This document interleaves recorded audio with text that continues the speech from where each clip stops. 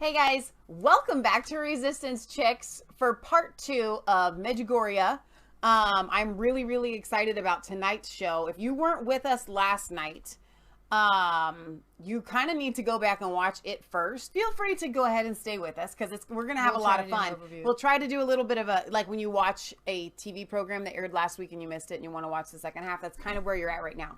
Yeah, but it never is quite the same. I know. You know, it's like they try to like, okay, now here we go. I know. And you're just like, what? But so for most of you, what's it going to be like is like when you like, can I fast forward? I saw this yesterday. Yeah. I saw this last time. Okay, so we are going to give you a little bit of a refresher, but last night was a really long show. And why was it so long? Because there's so much information and I don't want to give my opinion. Exactly. I think there's too much caught up in this story and too many opinions. Right. So I wanted to come straight with facts. A friend of mine gave me this book and said, read it. Technically, he gave it to me. Okay, gave us this book and said, read it. So, I read... It's my book. I read some of it. Okay, just to be honest. I didn't read the whole thing front to back, but I read a decent amount. And so then I was like, okay, now I want to see the rest of the story. And there's so much more to this story. Yeah. Unfortunately, there are a lot of lies of omission. Okay? So let me start with... Like, where were you yesterday? And you list everywhere but Buskin's Bakery getting smiley face cookies. So... Many of you may not know, but if you are a Catholic, you are well aware that there are approved apparitions in the Catholic Church of Mary showing up, giving messages. And we're not here to debunk that. We're not here to talk about Marian apparitions, whether they're of the Lord or not of the Lord or whatever. I think you guys get a feel for our opinion on that, but that's not why we're here. No, we're here for actually a lot of faithful Catholics. We have a lot of faithful Catholic viewers. Now, where are all your resources from? Catholic viewers. Let me tell them about the story before I get into it. Your resources are from Catholic viewers? Catholic sources. Okay. I just want to tell them what this story is about before we start to go in all the other places. Sorry, I can't help myself. Okay, so there's a story about June 24th, 1981. 6 children, and it was actually 17, 16, 15, 16, and like a 10-year-old, so it was mostly teenagers, from a mountain village of Medjugorje, and I'm never going to say it right, I say it like 500 times, in central Yugoslavia, reported that the Virgin Mary had appeared to them on a hillside, allegedly. Okay, so there's a story. This is one of them, still, 19, this is from 2019, so 38 years later, still... giving visions to these 6 people, some more than others. And this, as you said, is quite possibly the biggest conspiracy theory in the modern Catholic world right now. And so our job, as you know, we investigate things. Is it a conspiracy theory? Is it the truth? And we wouldn't actually, I don't really like to go after anything Catholicism-wise because we have so many Catholic viewers, but we, in solidarity, will go after something like Catholic priests molesting kids. I don't say it's because they're Catholic. Right. Okay, so we want to uncover that. Same thing with the Pentecostal. Well, we had so many Catholic viewers came back sending me messages and so on and so forth yesterday. Thank you for covering this. Right. This is a really big deal. Right. So, to not just jump right in, but to jump right in, we're going to actually start off here with one of the visions here where Mirjana sees, and I guess you could bring it up, or I can just play it behind me. I think it's big enough that they can see it. Sure.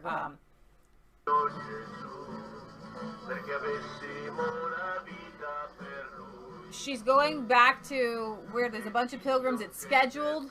Everybody's there. The paint on her face is really hard to watch. Actually, I'm going to start here.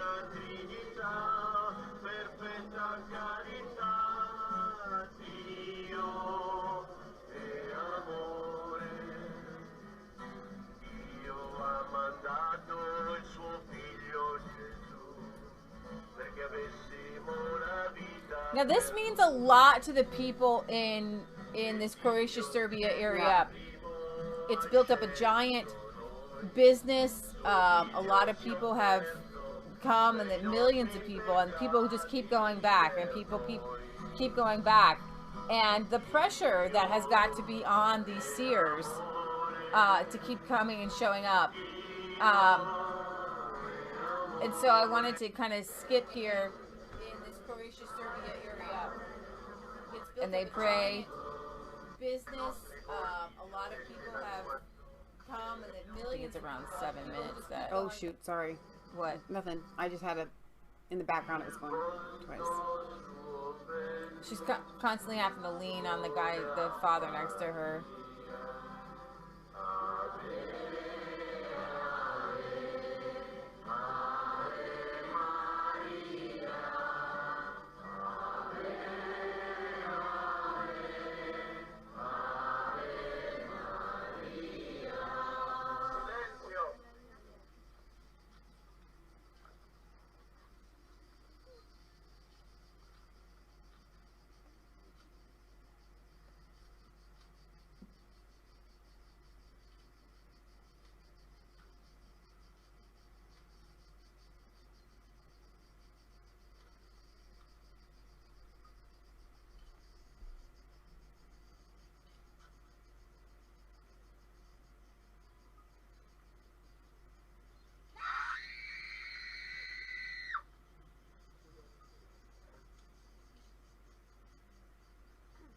So this is kind of how the apparitions are still going on and still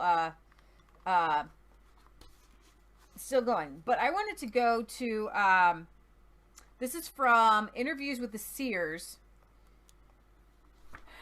in 1985, and this is with Father Vlasic, and I wanted to. It's hard to put all the people together, but Father Vlasic is currently running another seer. He's connected to Medjugorje. I can never say it right. Just say Gore. It's never Jor. It's always Gore. Like Medjugorje. Medjugorje. Anyway, Medjugorje. And he and she and this other seer have started an offshoot where they see UFOs, and they are part of a nucleus of people and people from other worlds and aliens. So just to give you an idea of the interviews, when I'm going to read you this, the friar, this person has had sex with a woman outside of marriage. He got her pregnant. He actually got 2 women pregnant outside of wedlock, and that is not well known, but it is fact. And I just in case you did not believe me. Of course, why wouldn't you believe me? I have, and sorry, not all my links are exactly up. Here he is. Here is Father Vlasic and his Italian seer here, and he has a website, and you can go to it, and you can read it, and you can read about the nucleus and the aliens and all of that. And that's the guy interviewing these children, and he's also the man who is doing the translating for people, for you and me. So I just want you to know that this is a proven liar, a habitual fornicator, and he left the deadbeat dad, he left the first one and told her to go to Germany and raise the child alone in Germany. And he's been with these, we'll just call them young people because they were not children, except for the one. Not in 1985, 17, 18, 19, 20. These like 20-year-olds now, okay? And they're, at the time that he joined them. No. Well, you said they're 20-year-olds now. They're not 20-year-olds. 1985 when the interview is done. Okay, right. What I meant was this guy's been with them from the beginning. And I was going to say, since they were, and I can't really say children, except because one of them was a child. The other ones were teenagers. So I'm just going to read you a little bit and get you an idea of what they were saying. Okay, because I think Patriot Gallery was like, well, we want to know more about what they were saying, what was going on. And so he says, Father Vlasic, Mirjana, we have not seen each other for some time. And I don't know if you want to try to bring up a picture of her, Mirjana. And I would like you to tell me about the apparitions of the Blessed Virgin Mary. I have seen the Blessed Virgin Mary for 18 months now, and I feel I know her very well, which is very interesting. This says December 18th, 1985, but that would have been it was 1981, so I don't know exactly how that timing is working. I feel she loves me with her motherly love, and so I have been able to ask her about anything. I would like to know, I've asked her to explain some things about heaven, purgatory, and hell that are not clear to me. For example, I ask her how God can be so unmerciful as to throw people into hell to suffer forever. I thought if a person commits a crime and goes to jail, he stays there for a while and then is forgiven, but to hell forever? She told me that souls who go to hell have ceased thinking favorably of God, have cursed him, and much more. So they've already become a part of hell and choose not to be delivered from it. Then she told me that there are levels in purgatory, levels close to hell and higher towards heaven. Most people, she said, think many souls are released from purgatory into heaven on All Saints' Day, but most souls are taken into heaven on Christmas Day. Okay. He asks, why do you ask why God allows hell? Or did you ask why God allows hell? No, I did not. But afterward, I had a discussion with my aunt, and she told me how merciful God is. So I said I would ask the Madonna how God could, and he interjects. According to what you said, then, it's as simple as this. People who oppose God on earth just continue their existence after death and oppose God in hell. What's very interesting is he's leading the answers of the Madonna. Right. Oh, yeah. This isn't an interview. This is telling somebody what to say. Later on, I should let you know that I think it was Mirjana had to recant. One of them had to recant. It's hard for me to keep them all. Father Vlasic started a co-ed community. Right. And the local bishop and the Catholic Church had to shut it down. And when, I think it was Mirjana, when a reporter who was covering this, and we're going to share a video of him, when this man here, let's see, Dr. E. Michael Jones sent his reporter to ask, I think it was Mirjana, about her saying that this was a good thing to set up. She said, Father Vlasic pressured me to say the Madonna told me to say this. Yeah. And it's on record that she wrote and signed and recanted that. So Father Vlasic, from the very beginning, has been, well, didn't the Madonna say? And it's actually in this book, and people who are reading it think, oh, that's just normal. Well, that's not normal for an apparition. That's not normal for a word from God, even. Exactly. That's not normal. If Mary were coming to these children, you wouldn't be leading them on to say, well, yeah, Mary said this, didn't she? Do you understand? I understand. I'm hoping that you guys understand. Okay. So really, I thought if a person goes to hell, don't people pray for their salvation? Could God be so immersive? I'm going to make, I don't want to leave that as my picture up so you guys can see. That's Father Pavel Zenek. We'll leave him up. He's the major bishop. Medjugorje. Here you go. So I'm going to play his interview here. After I read this. All right. So don't people pray for their salvation? Could God be so unmerciful as to not hear their prayers? The Madonna explained to me, people in hell do not pray at all. Instead, they blame God for everything. In effect, they become one with that hell, and they get used to it. They rage against God, and they suffer, but they always refuse to pray to God.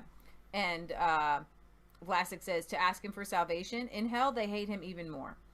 Vlasic says, as for purgatory, you say that souls who pray frequently are sometimes allowed to communicate, at least by messages, with people on earth, and that they receive benefits of prayers said on earth. As for purgatory, you say that souls who pray frequently are sometimes allowed to communicate, at least by messages, with people on earth, and that they receive the benefits of prayers said on earth. So she says that Madonna says this, yes, prayers that are said on earth for souls who have not prayed for their salvation are applied to souls in purgatory who pray for their salvation. So there are people obviously in purgatory in their minds, in their Madonna's minds, who have not accepted Jesus Christ as their Savior, but are praying and trying to work towards their salvation, and can send messages to people on earth to pray to God for their salvation. And I'm sure that that's part of Father Vlasic, who probably still had some of these alien-ish spirits. And just to be very clear, that goes against Catholic teaching. Well, they do say to pray for the souls in purgatory. Okay, And but you- that yeah. that specifically. Of messages being sent from people Yeah. from purgatory out. And another thing is that Father Vlasic was actually excommunicated for spiritualism and trying to contact these said spirits. He was defrocked. He was done.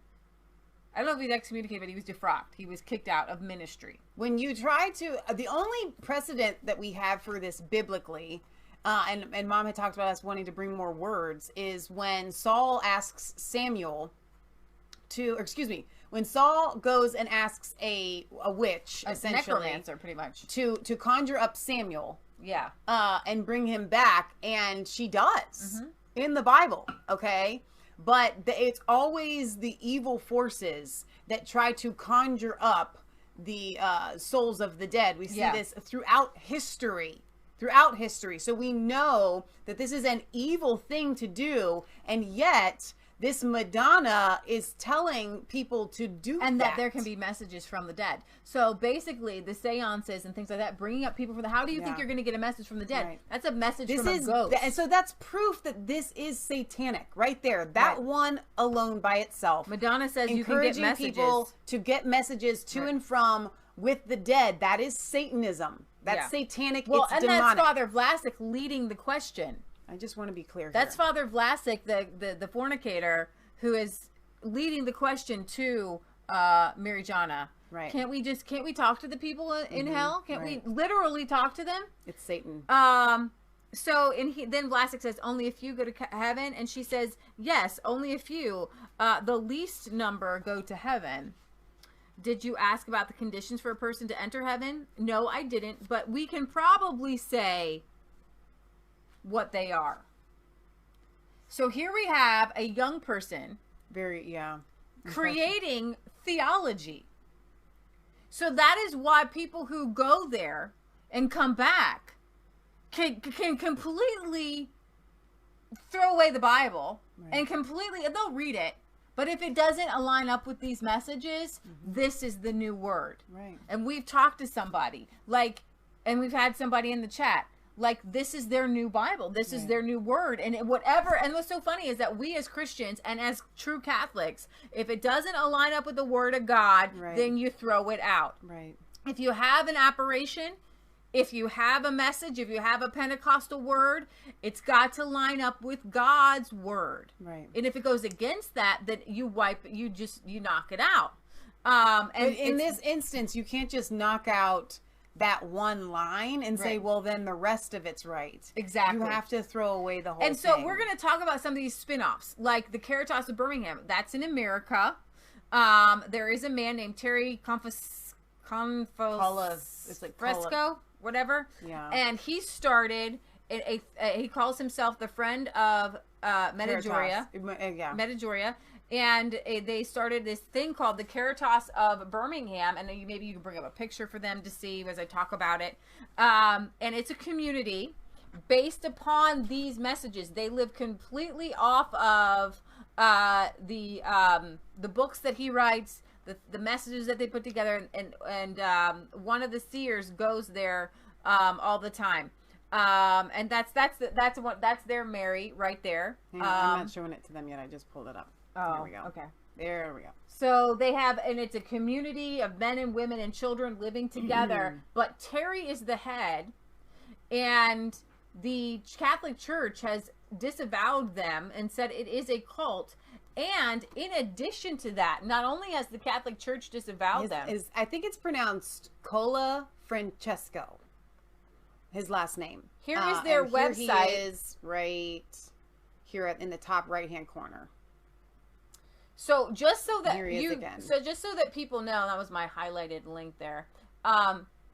Just so that people know, this is the website, the official website here of Medjugorje. Medjugorje. It's okay. I can just No, say I however know. I It's want. fine. It doesn't really matter. It bothers Michelle when I mispronounce No. things. I just don't have it. I had to practice it like 100 times to get it. So this is the website of Medjugorje, the official website of people who go Then this is them. This is the priest, and they literally say this of the Caritas of Birmingham. A friend in Medjugorje, Terry Cola Francesco, maybe? That's how I would say it. Keep extreme caution or totally avoid anything from this person, organization, or his minions and their websites. The people who live in Medjugorje, I'm going to let you just say it every time. Medjugorje. Especially most of the visionaries and guides and the priests warned to stay away from Caritas of Birmingham in Alabama. The Father OFM parish, the parish of Medjugorje says, "Dear brothers and sisters, here in Medjugorje, in the name of the priests who are working in the parish with the pilgrims who are coming from all over the world, I express my deep concern for the organization called Caritas in the Birmingham of Alabama and what Caritas has done." And I got to be fair. They live a kind of a beautiful little life on the surface. They have horses. They're like country folk. They live a little bit like we do. They believe in trying to, live off the land. They grow things. It's a beautiful, idealistic life. But under the surface, it's a cult. Yeah. And I'm just going to say it because all the Catholics are saying Well, it. and it's not just because all the Catholics are saying it, but it ticks every single Cultic box for a cult. Exactly. So what starts as kind of really odd here in Medjugorje goes really crazy when there's a spin-off of it. Yeah. Okay, so we're going to cover that. It says, it appears that the organization does not follow good practice of the church discipline. The local bishop won't have anything to do with them.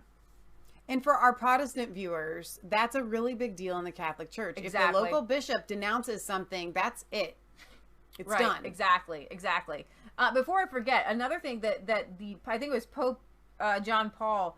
In our previous video, we covered last night the foundation, the political perfect storm between the Franciscans who were embedded in this community in Yugoslavia, in the communist Yugoslavia, and the newly kind of appointed bishops who were trying to take control back for the Catholic Church and try to get people in order. Catholics is very important for them to have everything in order. Right. It comes down from the Pope, and then you got the bishops, and then you have cardinals, and all these different chess pieces. And if you disobey these chess pieces, then they have to go through different things to see which chess piece was wrong, and it's just a bunch of craziness. But the Franciscans are like kind of wild, like hippie people, and they're just like, we've been doing our own thing for hundreds of years, and here you come in trying to usurp authority, and we're just not going to have it. Right. And it just so happens that the Madonna is saying the same thing for the Franciscans. So the Franciscans usher in the children, while the bishop who interviews the children, because the bishop is the one who speaks the language. Until then, it was all hush-hush because only these Franciscans who were talked about, Father Vlasic, Father Zokov, and Father Yego, I think it's Y-E-G-O. Does Mom know we're live right now? I think so. She's not in the chat. Oh, Mom, get in the chat. You go get her. I'll go get her. But anyways, these three Franciscans, that they take the children under and they translate for the people. Well, when the bishop begins to talk to the children, and I have the link for that, and I think that it would behoove all of you, and I think that one of the things is, this is from the Diocese of Mostar Duvio, the phenomenon of Medjugorje. This is from the diocese there. People, I haven't heard this. I haven't heard that the diocese says stay away from it, and that's probably, it's a cult, and we haven't heard any of that. Well, probably because it's in this Slavic language, and you have to translate it. And unfortunately, the priest there doesn't speak. None of the priests there, from what I understand, speak English. And Father Vlasic, who was the head there, he wrote this, and I had to Google translate this. This is not in English, okay? So he gives, in 1990, 20 reasons why this is not of God. And we covered all that last night. And we covered that last night, but I wanted to put it up there to give people a little bit of a refresher. Sure. And this is by far the most important document that you have here. because this is the father who is under the authority of the Catholic Church. And then he brings in other bishops, and he's like, hey guys, look at these diaries. Look what the diaries say. The early sayings and seeings of the children are really off. Yeah. And then when the father brings them in, the children continue to lie to the father. You call him the father, but the bishop is the best way for us to identify him. To the bishop. And who's painted very badly in this book, because that's how they have to frame it, because the Franciscans, but I've read what the Franciscans have said, I've read what the bishop has said, and then I read what the kids have said, and the bishop is right. Yeah. The bishop is right, but because I think the translation is that if it was all in English, this would be done. But because it's not in English, and what a lot of people are saying is what the Vatican needs to do is translate into English all the interviews of the bishop, which are on cassette tape, and have people be able to even listen to them and to read them. The biggest story that I do want to reiterate is in one of these the teenager's diaries. She tells a story, and it is the most amazingly weird, odd story. It's called the Bloody Handkerchief story, and it's in Vicka's diary in the early days. And the bishop questions her once again who Vicka is. Well, Vic is one of the seers. One of the seers. Yeah, so one of the seers' diary. And she says that there was a story going around town that a taxi driver picked up a man, and the man was all bloody, and the man had a handkerchief, and he left, and the man told the taxi driver, throw the handkerchief in the river. Later on, the taxi driver picks up a woman. The woman was dressed in black. The woman says, give me the handkerchief. The taxi driver goes to hand her a clean handkerchief. The woman says, no, I want the bloody handkerchief. So he hands her the bloody handkerchief. So Vicka writes in her diary that she asked the Madonna what this story meant, because it was going around town. Well, so Madonna tells Vicka what the story means. And I can just read it to you, actually. But she said, the man was my son, and it was the Madonna telling the Madonna is telling Vicka what it is. The woman in black was me. And if the taxi driver had not given me, the Madonna, the Gospa, the bloody handkerchief, and he had thrown it into the river like Jesus had told him to, that would have been the end of the world. And so what theology is this? The bishop says, what theology is this? That if you don't, Jesus wants to destroy the world, but the gospel saves the world. So these are kind of the stories in the beginning. And as you read their words, and as you really read them, without the idea that they're just completely all awesome, break them down. We'll see you Friday, and then we'll see you Sunday at 1 p.m. Eastern Standard Time. God bless, guys.